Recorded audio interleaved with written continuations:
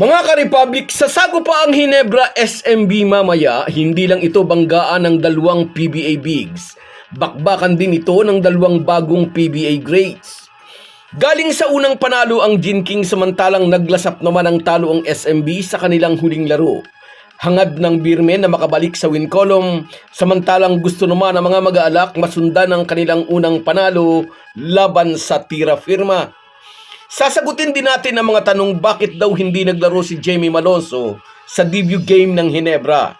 May injury na naman daw ba ang high-flying forward?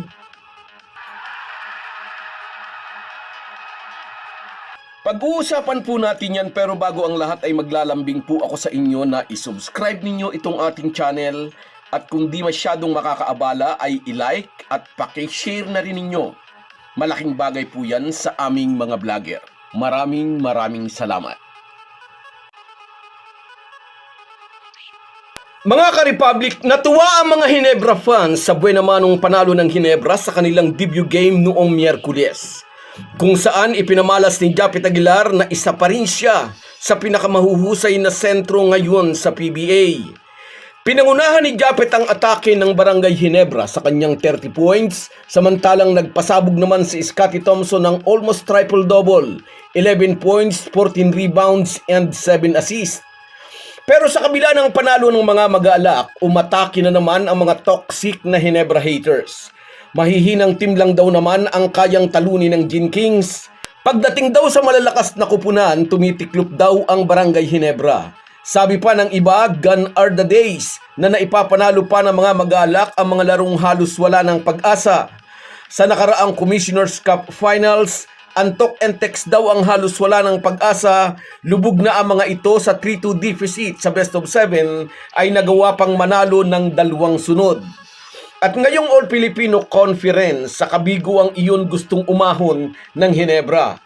Gusto nilang ibalik ang gumuhong tiwala ng ibang supporters na nadismaya sa kanilang kampanya noong nakaraang conference. Tulad nga po ng sinabi natin sa ating mga nakaraang video content, redemption campaign ng Hinebra, itong All-Filipino Conference. Kung redemption campaign ang ambisyon ng Gin Kings, ito rin ang hangad ng SMB. Kung tutuusin ay mas malaking kabiguan ang inabot ng Beermen last conference dahil di man lang sila nakaakyat sa playoffs. Tulad ng Hinebra, gusto ring bumawi ng mga bataan ni Coach Leo Austria. Paboritong conference ng SMB itong All-Filipino Cup. At mamaya ganap na alas 7:30 ng gabi, sago pa ang Hinebra SMB ang masasaksihan ng mga basketball fans. May magkaparihong misyon ang magkapatid na kupunan. Kung kinain ni Japet Aguilar ng buhay ang depensa ng tira perma Miyerkules ng gabi, mas mabigat ang oposisyong haharapin mamaya ng Hinebra Bigman. Matibay ang poste ng SMB sa ilalim, walang iba kundi si Junmar Fajardo ang nag-iisang 8-time MVP. At hindi lang ito magiging banggaan ng dalawang pinakamahusay na sentro, magiging tapatan din ng dalawang pinakabagong PBA greats na sina Fajardo at Scottie Thompson. Ngayong si Junmar Fajardo ang main big man na tatao sa ilalim, aabangan ng marami kung makakahablot pa rin ba ng double-digit rebound ang guard na pambato ng Barangay Hinebra. Sa debut game ng Gin Kings, maraming nakapansin gumamit si Tim Cone ng mahigit 10 players na hindi pang karaniwan sa American coach ng Hinebra. Na-realize na raw siguro ni CTC na tama naman ang sinasabi ng marami, dapat niyang bigyan ng minuto ang ibang player.